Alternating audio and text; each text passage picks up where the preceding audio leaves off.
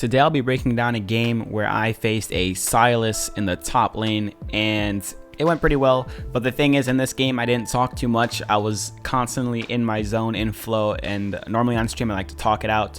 So that's why I had the idea to make this breakdown video. Now, getting right into the runes, this is a basic Vladimir rune page. You could run it every single time, but hold on, the pause button, the stopwatch, and the armor are a mistake. I forgot, and I left them on there from last game. I would normally go magical footwear, and since I'm Sylas, obviously I would take magic resist. So disregard the stopwatch and disregard the armor in the bottom here, and let's get right into it. Alright, so as soon as the red buff spawns, I go for a Q spell, because I realized if you Q spell it as soon as it spawns, you should have enough time to get back to lane just before a minion dies, and potentially even getting the gold. And here I prepared with the empowered Q to face Sylas. So here I was ready. I'm trying to get a max trade with him, so if he hits me, I hit him. And here I was making sure I could get everything as possible. And so in the long run in that trade, I got an empowered Q and a simple Q off of on him. That was really nice. So from now, I'm just looking to keep him low HP and to survive. I know that I'm in a bad position though, and he really needs to hit this chain, which he misses. If he would have hit that, I would definitely have been in some deep shenanigans, but he missed, so I dodged it. Yeah. Here he goes again, missing so horribly. It's so bad, but I give him a little thumbs up, letting him know that I'm happy with his decision. You know, he might be mad, but I'm happy, so he should be happy that he's making me happy. And here I notice he's in kill range, and voila. And that's that. Alright, first combo breakdown, we have the E flash Q auto. Simply, what you want to do is get a Q spell that leads up to your empowering Q, and just before your empowered Q comes off of cooldown, you're going to want to hold down the E, flash in range of your target if needed, and then Q spell auto, and then they're dead as long as you calculate it correctly. This is pretty much the most basic form of Vladimir combo, and the reason I broke it down is because if you don't know, now you do, and if you can't land this simple combo, learn it, because this is the base for all the other Vlad type combos that involve ignite or ulti or pool. This is the base of the bait. Here I should have backed instantly once I saw him teleport back to lane. That way I would have full HP and I'd be ready to fight him if he decides to trade with me, which he does decide to go for a trade or even the kill, and he gets it. I don't dodge his chains, nor do I get phase rush. And even if I were to have dodged something here and even got phase rush, he still has his flash up.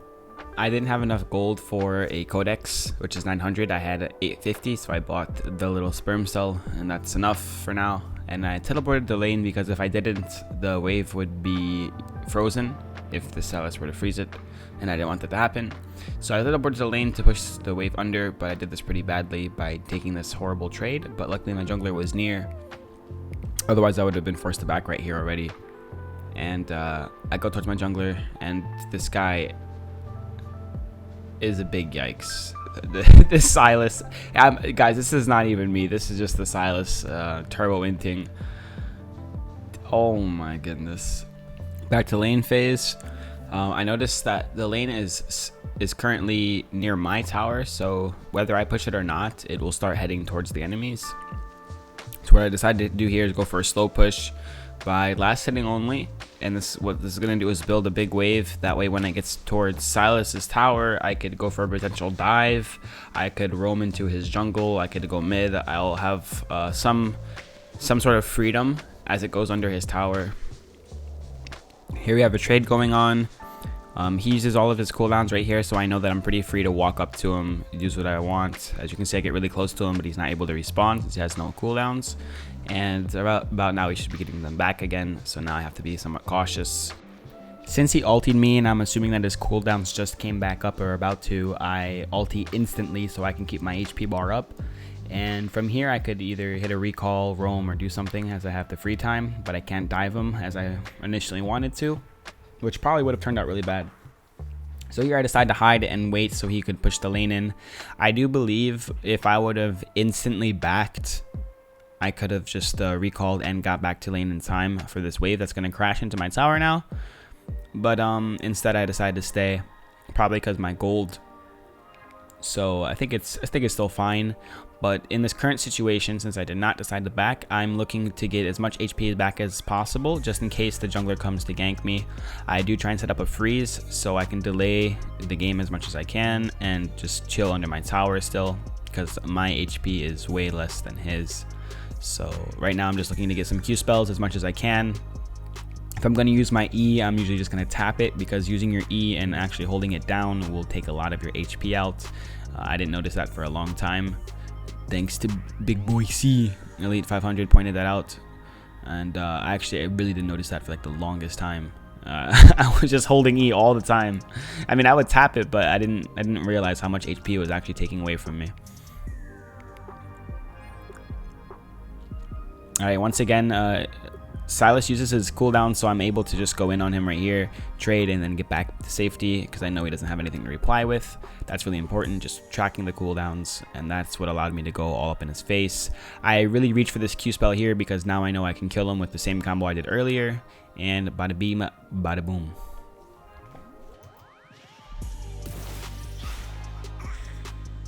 Alright, so after the kill on Sylas, I decided to push the wave with the EW. It pushes it really fast, but in this case I wasn't allowed to.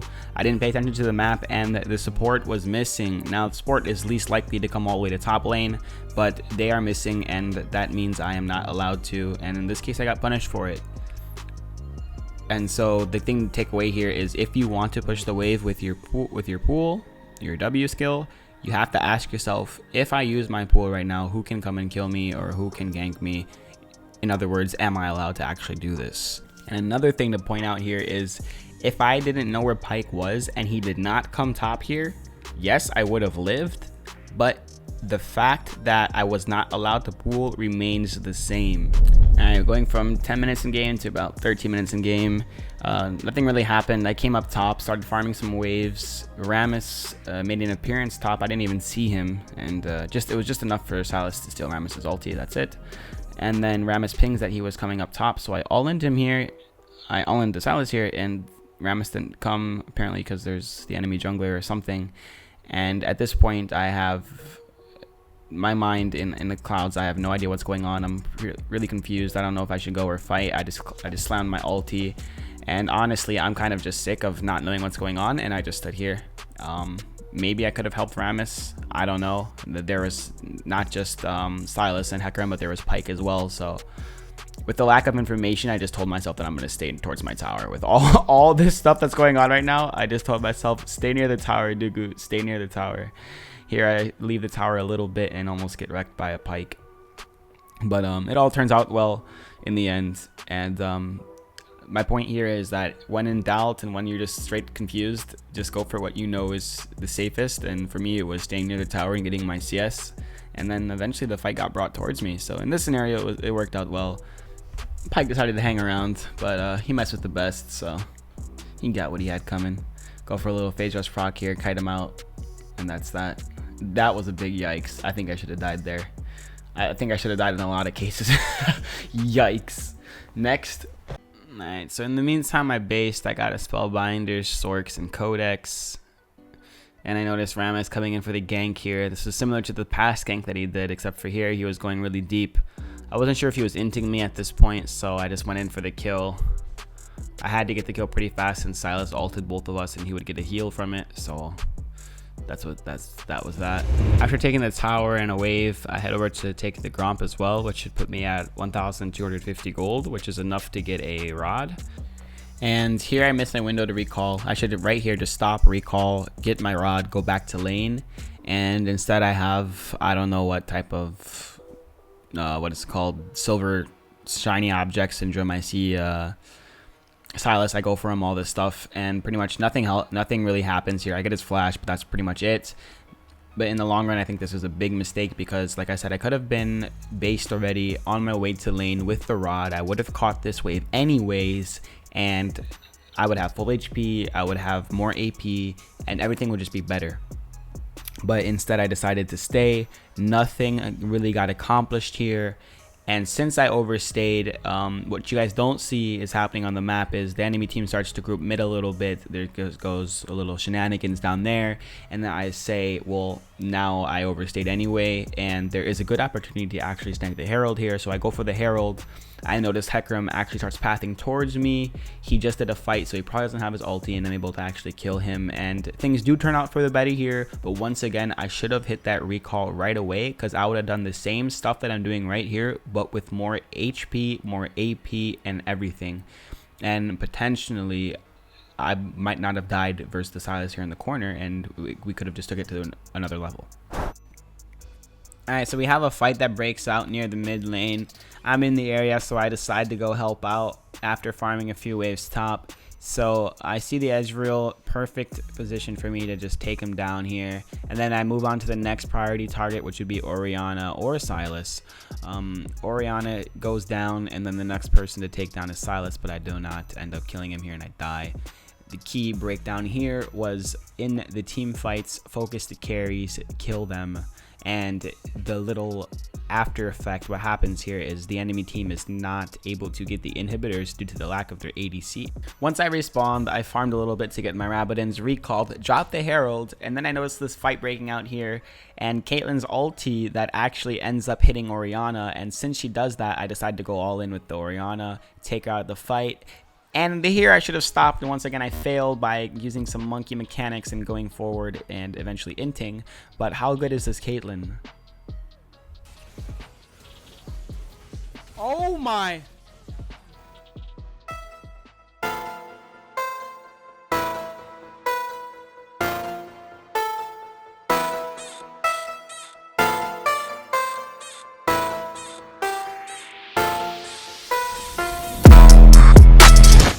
Alright, so here's another fight that goes down near the dragon. I see Orianna down there as well as the Pike. I know I can zone Orianna out of the fight. She'll have to be forced to go around. Pike can do whatever he wants. He can jump in.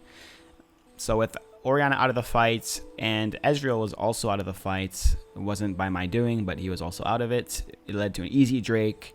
After the Drake, Ezreal and Orianna went to pressure mid. I went for a greedy recall, almost died for it. Now, call it what you want. There might be a little bit of luck involved, but everything that I did wasn't random, and everything that I did had a purpose in this play, so I'd like to break it down really quickly.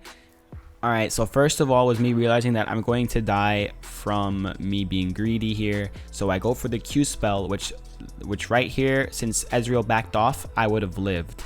Once Orianna gives him the speed boost, I know I'm going to die once again. So I go in, EW, the W to slow him so Caitlyn can really land her shots and he doesn't go out of Caitlyn's attack range.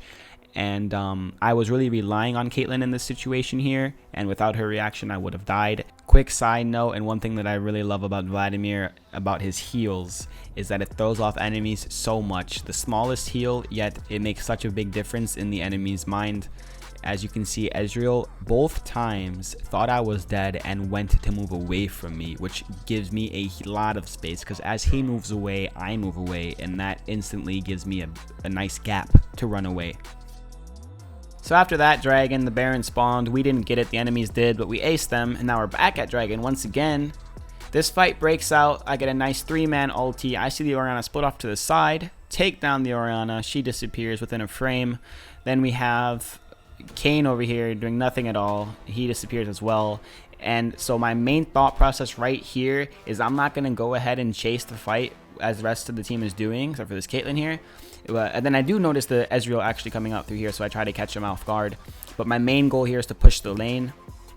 So after cleaning up Ezreal, hitting him with a little recall here, I am focused on getting these towers down and running into their base. So as long as nobody gets in my way, I'm staying in the lane. I see Pyke and Ahri to the side, but I'm not going to help. I stay a little bit close to them, but I'm really focusing on getting this tower and getting the objectives. Here I noticed that Ahri did charm the Pyke, and he's gonna go into Guardian's Angel. So I go over here, easy kill.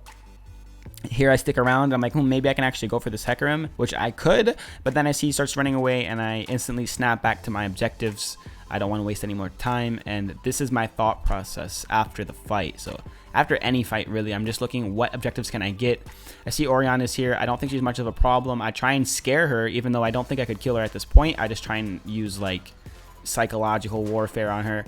It doesn't end up going well, and we have to back up. And then right here is just pure mechanics. I mean, what can I say? Rammus comes in time, gets a nice taunt. I saved the Lulu. I'm not sure if she would die there, but that's that. Go for the flash. This is just disgusting. Oh my goodness, this is just disgusting. Jesus. Oh my. All right. I mean, there's nothing else to say here, guys. The oh my goodness. Oh my. Okay. Yeah, this is the breakdown. It's over. What I was trying to get at here was I'm focusing the objectives after the fights. If someone gets in my way, I'm taking them down if possible. If not, then I'd reset and we'd go back to, you know, square one. But this is what happened. They got in my way, they got the stick, and they got wrecked, and that's the end of the game. That was my thought process, at least the main points throughout this game. If you would like to see the full VOD from start to finish, I will have that uploaded, and the link / video will be right here. Click on it. There will be the full VOD. It'll be raw and unedited. And yeah, that's it. Much love. Follow me on Twitch if you want to see all this stuff live. Peace.